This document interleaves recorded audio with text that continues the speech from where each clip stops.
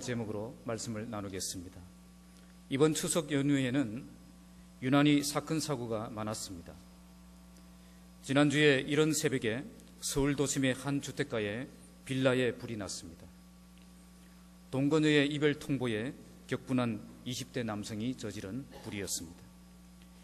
이때 4층에 혼자 살던 20대 청년 안치범 씨가 가장 먼저 불을 발견하고 탈출했다가 119에 신고한 뒤에 다시 빌라로 뛰어들어갔습니다. 그리고 집집마다 문을 두드리며 깊은 잠에 빠져있던 이웃 주민들을 깨워서 탈출시켰습니다. 그러나 다른 사람들은 탈출시켰지만 본인은 결국 탈출하지 못하고 5층 계단에 쓰러지고 말았습니다. 지금 일주일 가까이 지났지만 유독가스에 중독되어서 식물인간이 되어서 아직도 사경을 헤매고 있다고 합니다. 평소에 그의 삶은 항상 정의감에 불타는 삶이었다고 합니다. 이런 모습이 있었기 때문에 그의 어머니는 요즘 다세대 주택에서 불이 나면 위험하니까 내 몸부터 챙겨야 된다라고 늘 신신당부를 하셨다고 합니다. 하지만 그때마다 그는 엄마, 인생 그렇게 살면 안 돼. 그런 일이 있으면 다른 사람부터 구해야 돼. 그렇게 대답을 했다고 합니다. 반면에 얼마 전에는 택시기사가 뇌졸중으로 쓰러졌는데 골프 여행에 시간이 늦는다고 그냥 내버려두고 떠난 사람들도 있었습니다.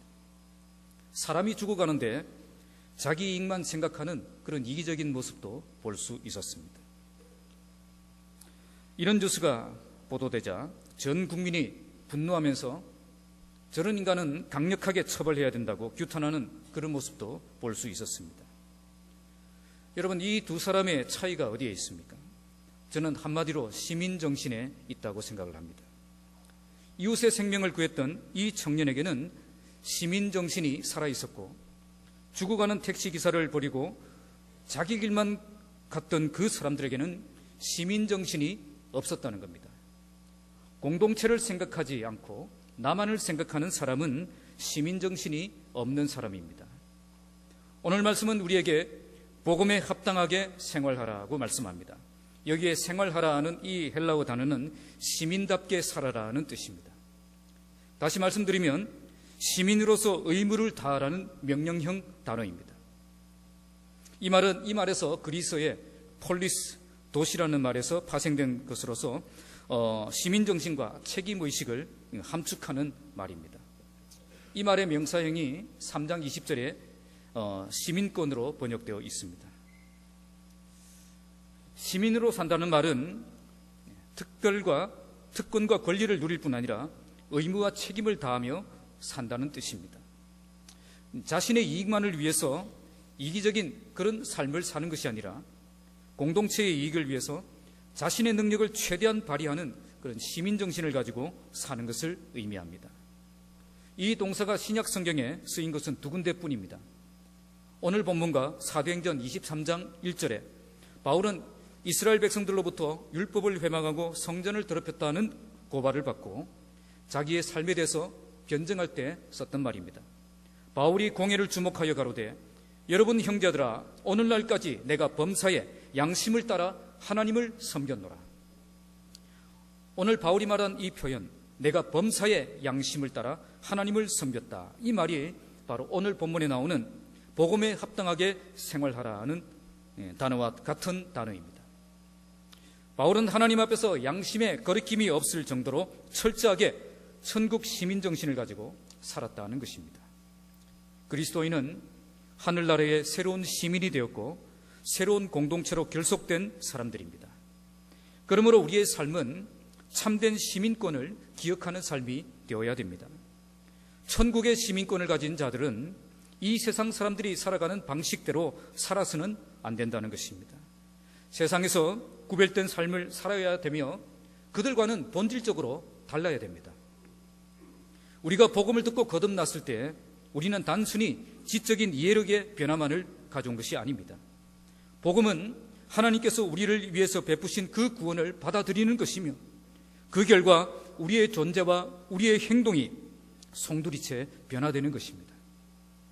그래서 우리의 삶은 그리스도 복음에 합당한 삶을 살아가는 존재의 변화가 일어나야 되는 것입니다.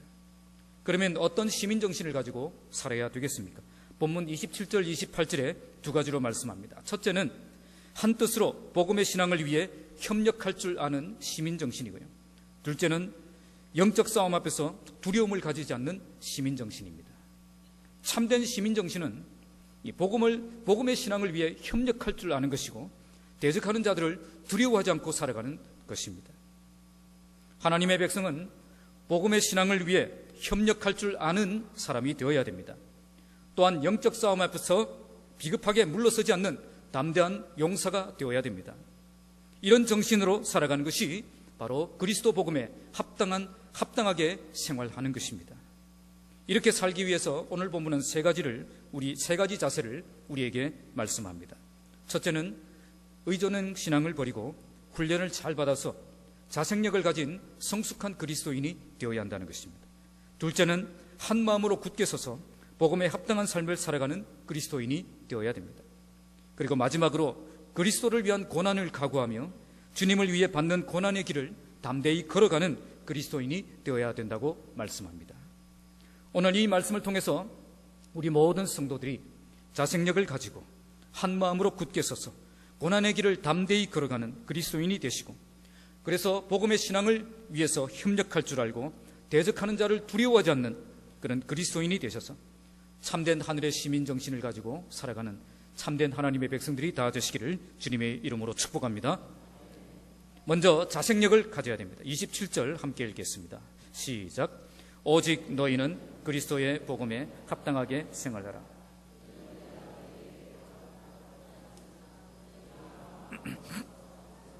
복음의 신앙을 위하여 협력하는 것과, 우리말 성경은 28절에 이 일을 듣고자 함이라는 말이 28절에 나오는데, 이 본래는 27절에 있는 단어입니다. 우리말과 어순이 다르기 때문에 이렇게 번역이 되었습니다. 이걸 다시 제가 번역해 드리면, 이는 내가 가보나 떠나 있으나 이 일을 듣고자 한다, 이렇게 시작합니다. 내가 가보나 떠나 있으나, 이 말은 빌립보서 2장 12절에도 나오는데요, 그러므로 나의 사랑하는 자들아, 너희가 나 있을 때뿐 아니라 더욱 지금 나 없을 때에도 항상 복종하여 두렵고 떨림으로 너희 구원을 이루라. 이것은 바울과 같은 영적 지도자가 있든지 없든지 항상 동일하게 견고하게 서 있어야 된다는 뜻입니다. 내가 있을 때뿐 아니라 내가 없을 때에도 항상 복음에 합당한 삶을 살아야 된다는 것입니다. 이제는 자생력을 가지고 신앙생활을 하라는 것입니다. 언제까지나 지도자에게 모든 것을 의존하며 신앙생활해서는 안 된다는 것입니다. 우리의 신앙은 영적 지도자를 만날 수도 없고, 은혜로운 설교도 들을 수도 없고, 훈련도 받을 수도 없고, 수련회도 없고, 기도회도 없고, 성경도 마음대로 읽을 수 없고, 혼자만의 힘으로 버틸 수밖에 없는 그런 상황이 오더라도 바른 신앙을 지켜나갈 수 있는 그런 자생력을 가진 성도가 되어야 된다는 것입니다. 이 말씀은 우리가 자생력을 가져야 된다는 것입니다. 바울이 석방되어서 그들에게 간다고 해도 영원히 그들과만 있을 것이 아니기 때문에 빌립보 교회 성도들은 자기만의 신앙, 의존형 신앙을 버리고 이제는 자기 믿음과 자기 신앙을 세워가야 된다는 것입니다. 제가 강도사 시절에 1200명이 출석하는 교회에 부임해서 대학부를 맡아서 사역했습니다. 교인이 1200명 출석하는 교회가 대학부가 고작 30명 나오는 것입니다. 왜 이렇게 되었는가? 제가 조사를 해보니까 훈련을 받지 못한 것입니다. 6년 동안 한 교육자가 중등부, 고등부, 대학부 이렇게 같이 올라오면서 그렇게 함께 사역을 했는데 그 대학부에 훈련을 받은 적이 없다는 것입니다. 아이들 입에서 우리는 제대로 훈련받은 적이 없습니다, 그 말이 계속 제 귀에 들립니다. 늘 함께 모여서 재미있게 교제하고 멋진 행사를 해내고 사역은 많이 했는데 훈련은 받은 적이 없다는 것입니다. 그러다 보니까 신앙생활은 오래 했는데 아직도 어린아이 수준에서 머물고 있는 것을 볼 수가 있었습니다. 이런 상태가 되면 어떤 문제가 생기겠습니까? 자기에게 문제가 생기면 그 목사님을 찾아가는 것입니다. 자기는 잘 모르니까 가서 물어보는 것입니다. 문제는 사역자가 바뀌었는데도 아직도 그러고 있다는 것입니다. 그러니까 그 목사님은 계속 자기를 찾아올 수밖에 없는 그런 의존형 사람들을 만들어버린 것입니다. 그런데 문제는 그 목사님이 상당히 심사가 뒤틀려 있는 분이었습니다.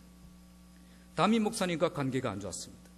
그러니까 아이들에게 계속 교회와 목사님에 대해서 안 좋은 시각을 갖도록 만들었습니다.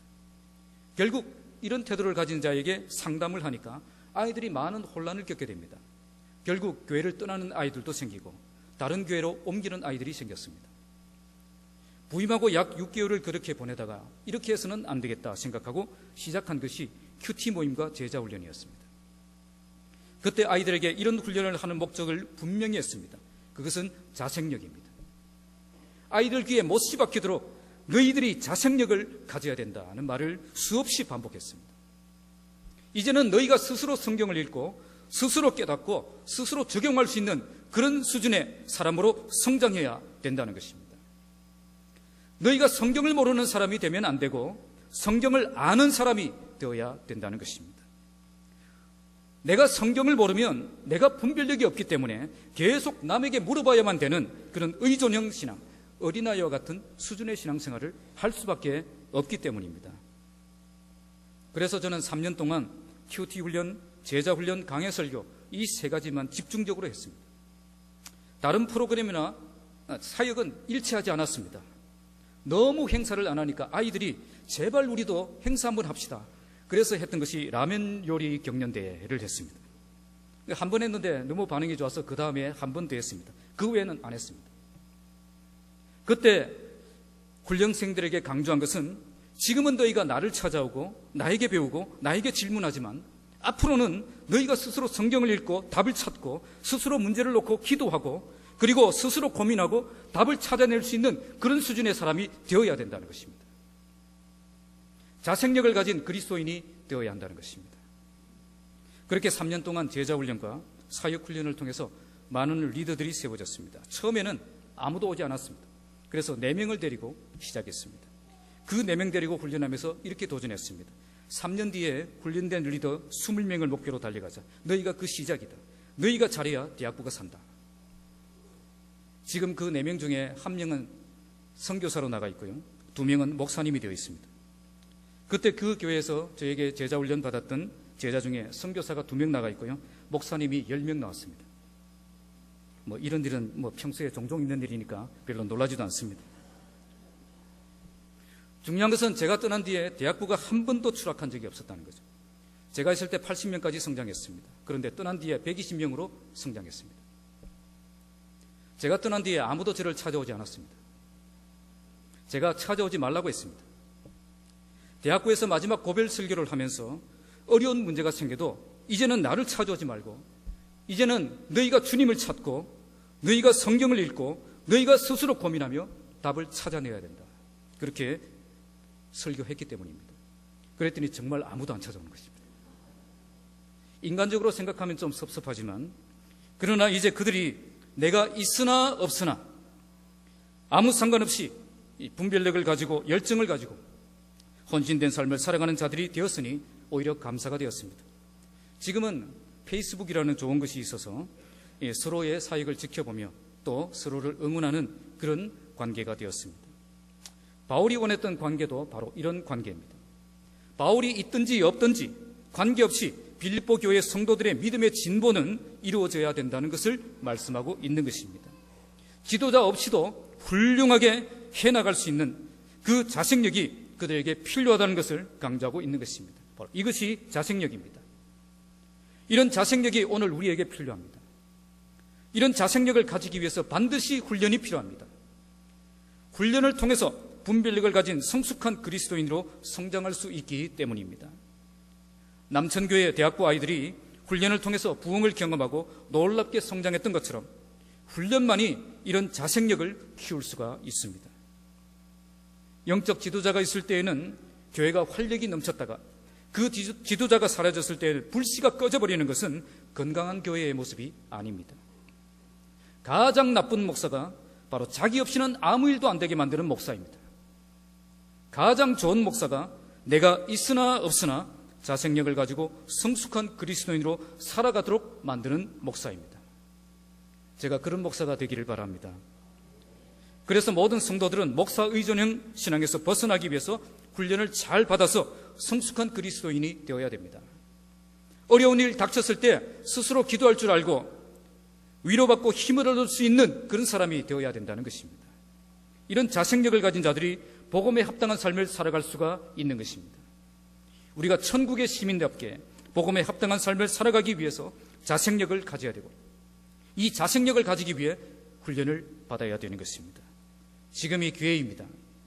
훈련 받을 수 있을 때 훈련을 잘 받으셔서 힘든 시기에 넉넉히 이길 수 있는 자생력을 가진 성숙한 그리스도인들이 다 되시기를 주님의 이름으로 축복합니다. 두 번째는 한 마음으로 서야 됩니다. 27절 다시 한번 읽겠습니다. 시작. 오직 너희는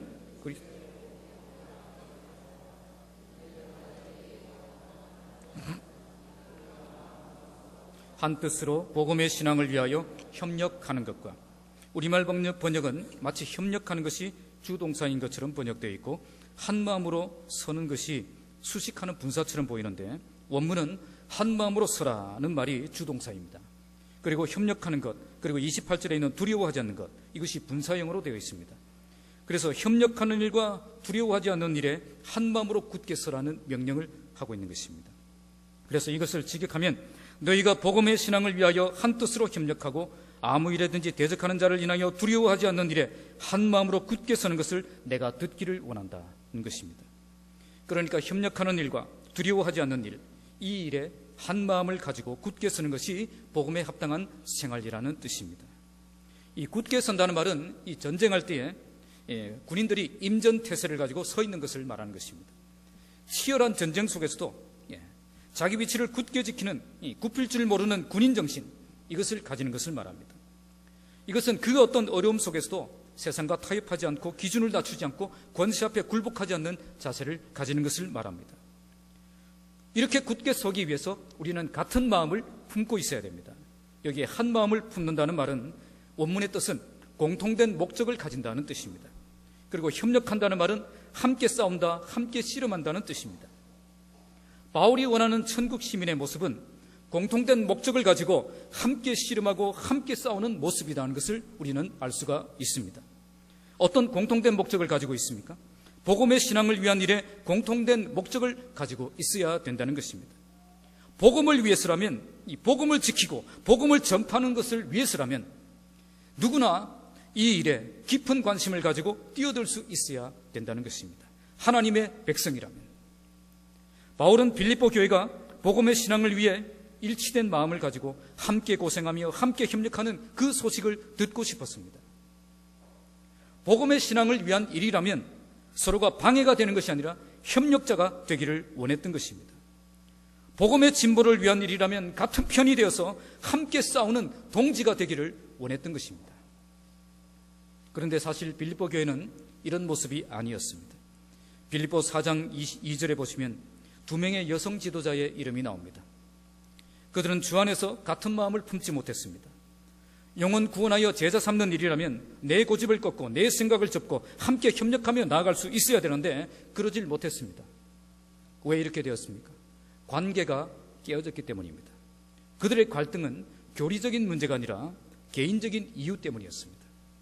이렇게 관계가 깨어져 있으니까 무조건 반대하고 무조건 방해하는 것입니다. 그래서 결국 무엇이 타격을 받습니까? 복음의 진보가 타격을 받는 것입니다. 영혼 구원하여 제자 삼는 일이라면 우리는 반드시 같은 목적의식을 가지고 협력할 수 있어야 됩니다. 비록 나와 좋은 관계에 있지 못한 사람이라고 해도 영혼 구원하는 그 일이라면 방해자가 되어서는 안 된다는 것입니다. 복음의 진보를 위한 일이라면 나의 체면, 나의 자존심 다 내려놓고 함께 협력할 수 있어야 된다는 것입니다. 바로 여기에 시민정신이 나오는 것입니다. 정말 우리에게 천국의 시민정신이 살아있다면 관계 때문에 하나님의 일을 엉망으로 만드는 그런 일은 없어야 된다는 것입니다. 복음의 신앙을 위한 일이라면 같은 목적의식을 가지고 같은 방향을 향해 달려갈 수 있는 그 자세가 우리에게 있어야 된다는 것입니다. 사실 빌립보 교회 안에는 바울을 미워한 자들이 많이 있었습니다. 빌립보서 1장 15절에 보시면 그들은 투기와 분쟁으로 복음을 전했던 사람이라고 말씀합니다. 심지어 17절에는 바울에게 고통을 주기 위해서 앞장서서 열심을 내었다고 말씀합니다. 그들은 예수는 사랑했지만 바울은 사랑할 수 없었던 사람들이었습니다. 이런 그들을 향해 바울이 뭐라고 선포하고 있습니까? 너희에게 시민정신이 있어야 된다는 것입니다. 우리의 시민권이 하늘에 있다는 사실을 알고 여기에서 천국의 시민답게 생활해야 된다는 것입니다. 그것이 무엇입니까? 복음의 신앙을 위한 일이라면 서로 대적하지 말고 협력할 수 있는 삶을 살아야 된다는 것입니다. 정말 천국의 시민정신을 가지고 살아가려고 한다면 이제부터 우리의 기준은 절대 관계가 되어서는 안 됩니다. 관계가 기준이 되면 절대 함께 협력할 수 없습니다. 복음의 신앙이라는 그 공통된 목적이 기준이 되어야 됩니다. 영혼 구원하여 제자 삼는 일이라면 함께 고생하며 함께 실험하며 함께 뛰어들 수 있는 그런 관계가 되어야 된다는 것입니다. 28절 함께 읽겠습니다. 무슨 일에든지 대적하는 자들 때문에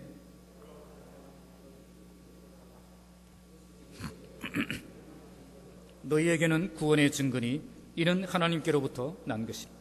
두 번째는 무슨 일에든지 대적하는 자들 때문에 두려워하지 않는 것입니다. 두려워한다는 말은 이 어원상으로 이 맹수의 공격에 놀란 그 말들이 우르르 도망치는 그 모습을 상징합니다. 동물의 왕국 아니면 내셔널 지오그래픽 같은 프로그램을 보시면 예상치 못한 이 맹수의 공격에 흩어져서 도망가는 사슴이나 얼룩말들을 볼 수가 있지 않습니까? 이때 맹수에게 먹히는 짐승은 어떤 짐승이죠? 허둥대면서 이 공동체를 이탈하는 짐승입니다. 성도들은 절대 대적하는 자들 때문에 허둥대거나 흩어져서는 안 된다는 것입니다. 예상치 못한 대적들의 공격이 아무리 집요하고 아무리 강하더라도 흩어지지 말고 한 마음으로 굳게 서서 담대하게 나아가야 된다는 것입니다.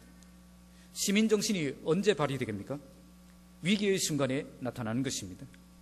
며칠 전에 페이스북에서 이란에서 그리스도인이라는 이유로 처형된 한 청년 이야기가 올라왔습니다. 알리 아사디라고 불리는 이 청년은 처형 직전에 영상을 통해서 자기의 유언을 남겼는데 이 영상이 유튜브에 공개되면서 많은 사람들에게 감동을 주고 있습니다. 나는 죽음을 두려워하지 않는다. 오히려 하나님과 함께할 수 있어서 나는 행복하다.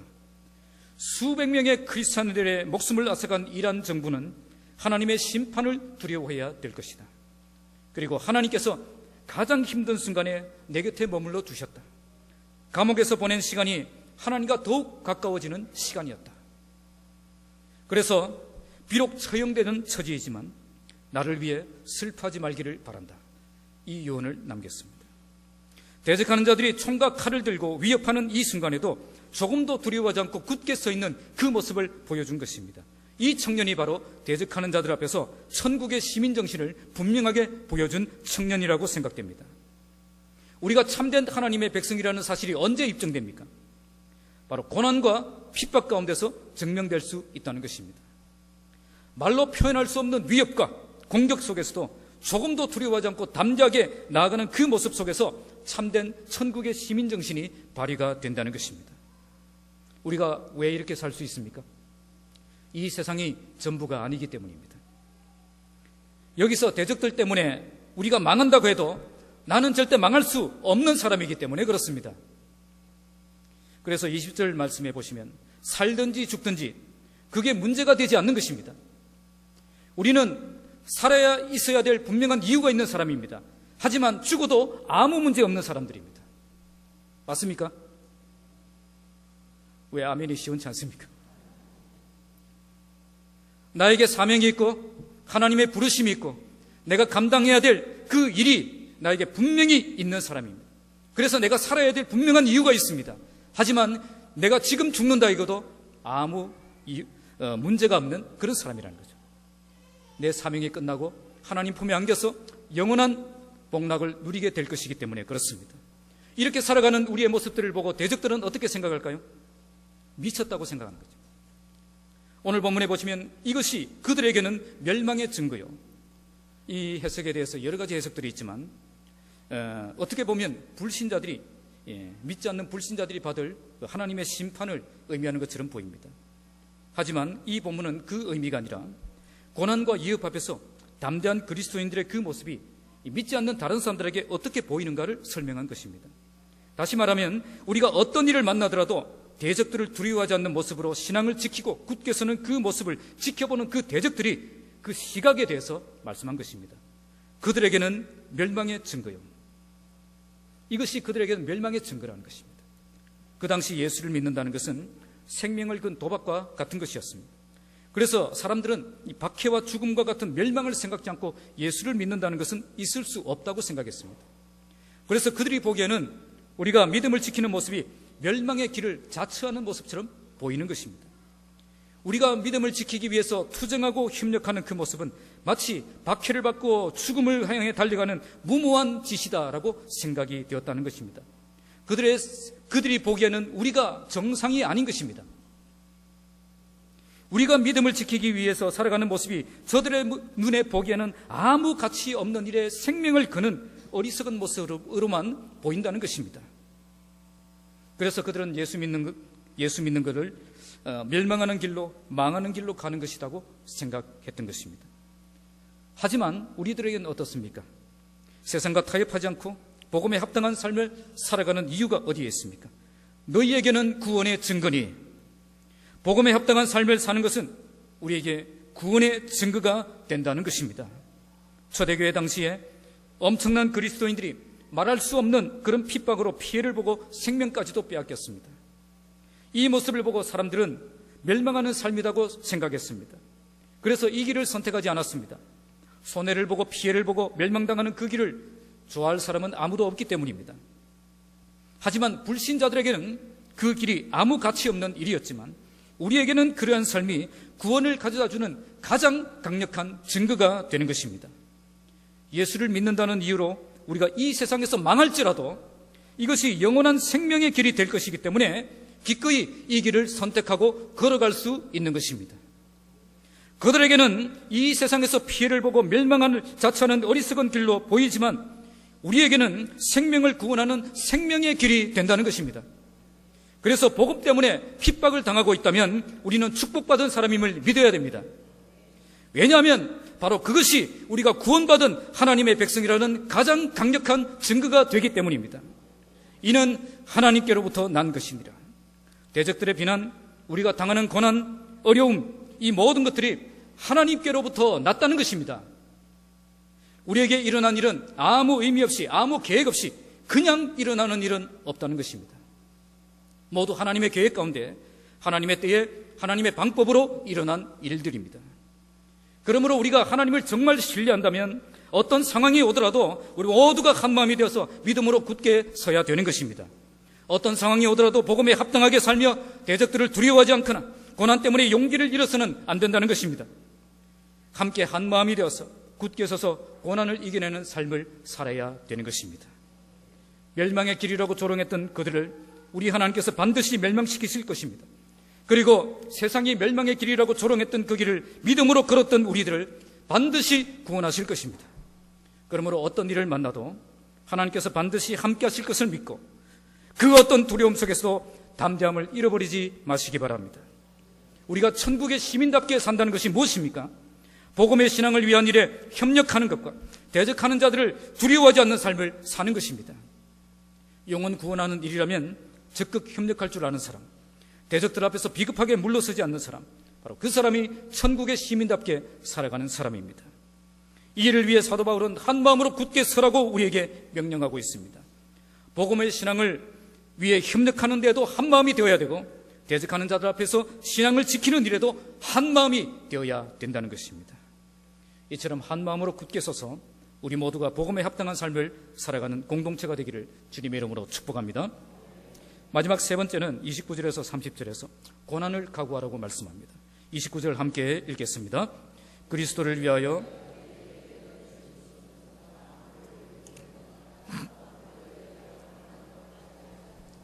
헬라어 원문은 왜냐하면이라고 시작합니다. 그래서 원문을 직역하면 왜냐하면 그리스도께서 너희에게 은혜를 주셨기 때문이다. 이렇게 시작합니다. 이 말씀의 뜻은 우리에게 주어진 고난이 하나님의 은혜라는 것입니다. 축복만 은혜가 아니라 고난도 은혜라는 것입니다. 이걸 알 수 있게 하는 것이 무엇일까요? 바로 믿음입니다. 그래서 바울은 고난을 받는다는 표현 앞에 그를 믿는다는 표현을 먼저 쓰고 있습니다. 우리에게 참된 믿음이 있다면 고난의 길을 기꺼이 걸어갈 수 있다는 것입니다. 우리에게 참된 믿음이 있을 때 그 고난을 은혜로 받아들일 수 있다는 것입니다.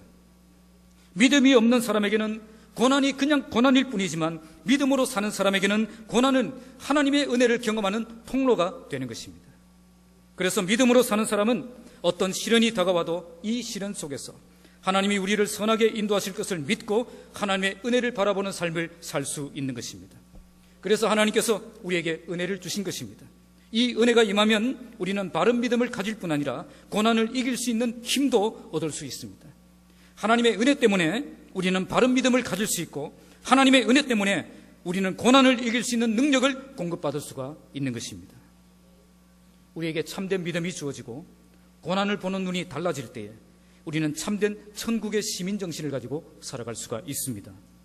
믿음의 눈으로 고난을 하나님의 은혜를 경험하는 축복의 통로로 바라볼 때에 당장 회복의 기미가 보이지 않고 사방에 절망스러운 일들밖에 없을지라도 하나님을 신뢰하며 믿음의 길을 걸어갈 수가 있는 것입니다.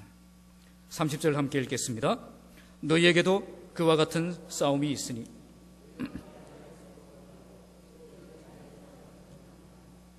너희에게도 그와 같은 싸움이 있으니 항상 몸에 지니고 다닌다. 항상 너희들 뒤를 따라다닌다 하는 뜻입니다. 빌립보 성도들의 삶에 이 바울이 싸우는 것과 같은 그런 싸움이 항상 뒤따라다니기 때문에 항상 볼 수 있다는 뜻입니다. 복음을 위해서 바울과 같이 애쓰고 수고하는 가운데 바울처럼 그들도 고난을 받고 있다는 것입니다. 바울은 그가 당한 고난과 빌립보 성도들이 당하고 있는 고난을 같은 목적을 가진 같은 싸움으로 해석하고 있습니다. 그래서 너희에게도 같은 싸움이 있다고 말씀합니다. 그것은 바울이 복음의 진보를 위해서 싸웠던 믿음의 선한 싸움을 빌립보 교인들도 함께 싸우고 있다는 뜻입니다. 너희가 내 안에서 보았다. 이 말은 과거형입니다. 한 번, 이제도 듣는 바니라. 이 말은 현재형입니다. 계속 반복되는 거죠. 그래서 과거에 한 번 보았고 지금도 계속해서 듣고 있다는 것입니다. 빌립보 성도들은 바울이 고난을 회피하지 않고 싸웠다는 것을 이미 한 번 보았습니다. 그리고 지금도 바울은 변함없이 믿음의 선한 싸움을 싸우고 있는 빌립보 교회의 소식을 듣고 있습니다. 언제 보았습니까? 사도행전 16장에 빌립보 교회가 세워지면서 바울과 실라는 귀신 들린 여종을 고쳐준 대신에 무고하게 매를 맞고 감옥에 갇혔습니다. 그때 그는 낙심하고 주저앉아 있은 것이 아니라 밤중에 일어나 하나님께 기도하고 하나님을 찬미했습니다. 이때 옥문이 열리고 간수가 예수님을 만나서 그와 온 집이 구원을 받게 되는 역사가 일어났습니다. 바울이 채찍에 맞고 감옥에 갇혔을 때까지는 모두가 바울이 멸망했다고 생각했을 것입니다. 빌립보 교회 성도들도 바울이 어떻게 이 문제를 해결해 나갈 것인가를 지켜보고 있었을 것입니다. 그때 바울은 어떤 상황 속에서도 비급하게 물러서지 않고 담대하게 싸우는 모습을 보여준 것입니다. 그때 기적이 일어나고 한 영혼의 가족이 구원받는 역사가 일어난 것입니다. 하나님이 이렇게 살아계신다는 것을 분명하게 보여주는 삶을 산 것입니다. 어떤 상황을 만나도 영적 전쟁에서 비급하게 물러서지 않고 담대하게 믿음으로 나가 싸우면 하나님이 함께 역사하신다는 것을 바울이 보여준 것입니다. 그 싸움을 본 빌립보 성도들이 이제 바울을 본받아서 그들도 이 싸움을 싸우고 있다는 말입니다. 이 싸움을 싸우면서 바울이 느낀 고통의 마음과 바울이 경험한 하나님의 능력도 동시에 경험하고 있는 것입니다. 하지만 하나님의 능력을 분명하게 경험할 수 있기에 이 고통의 길을 기꺼이 걸어갈 수 있는 믿음이 그들에게도 있는 것입니다. 그 바울이 오늘 이렇게 질문합니다. 여러분들에게도 같은 싸움이 있습니까? 고개를 숙이지 마시고요. 여러분들에게도 같은 싸움이 있습니까? 여러분들에게도 복음에 합당한 삶을 살기 위해서 당하는 그 고난이 있느냐는 것입니다. 비급하게 물러서고 세상과 타협하고 기준을 낮추고 그냥 편안하게 살면서 다가올 심판에 대해서는 전혀 걱정하지 않는 천국 시민의 정신은 하나도 찾아볼 수 없는 그런 삶을 살고 있지는 않습니까? 하나님께서는 오늘 저와 여러분들의 삶에서 초대교회 성도들이 싸웠던 그 같은 싸움이 있기를 바라십니다. 우리가 복음에 합당한 삶을 살게 되면 세상과의 영적 전쟁을 피할 수 없게 됩니다. 이 싸움에서 비급하게 도망가지 않고 담대하게 나아가 믿음으로 싸우면 하나님의 능력과 역사를 우리도 경험하게 될 것입니다. 우리 모두 그리스도를 위한 고난의 삶을 회피하지 마시고 주님을 위해 받는 고난이 내게 은혜임을 고백하며 담대하게 이 싸움에서 이기고 승리하는 저와 여러분들이 되시기를 주님의 이름으로 축복합니다. 말씀을 맺겠습니다. 오늘 말씀은 기독교인이 무엇인가? 그리스도인의 삶이 무엇인가? 우리가 세상과 다르다면 무엇이 달라야 되는가? 그것을 잘 보여줍니다. 그것은 우리가 하나님 나라의 시민권을 가진 백성이 되었다는 것입니다. 그리고 이 시민권을 가진 그리스도인들은 모두 그리스도 복음에 합당한 삶을 살아야 한다는 것을 말씀하고 있습니다. 그리스도 복음에 합당한 삶을 산다는 것은 복음의 신앙을 위해 협력하는 삶을 사는 것이며 대적하는 자들 앞에서 비급하게 물러서지 않는 삶을 사는 것입니다. 이런 삶을 살기 위해서 우리는 훈련을 받아서 자생력을 가져야 되고 한 마음을 품어야 되고 어떤 고난도 각오하며 이 싸움을 싸우는 자가 되어야 되는 것입니다. 여러분 모두 복음에 합당한 삶을 살기 위해서 자생력을 가진 성숙한 믿음의 사람으로 성장하시기 바랍니다. 복음의 신앙을 위한 일이라면 적극 협력하고 대적하는 자들 때문에 두려워하지 않고 어떤 일이 발생하더라도 고난을 각오하며 믿음의 싸움을 담대히 싸우는 하나님의 참된 백성들이 다 되시길 바랍니다. 바로 이것이 복음에 합당한 삶이며 참된 천국의 시민권을 가진 백성답게 살아가는 삶입니다. 우리 모두 자생력을 가지고 한 마음으로 굳게 서서 고난의 삶을 회피하지 않고 복음의 신앙을 위해 협력하며 대적하는 자들을 두려워하지 않는 천국 시민정신을 가진 복음에 합당한 삶을 살아가시기를 주님의 이름으로 축복합니다. 기도하겠습니다.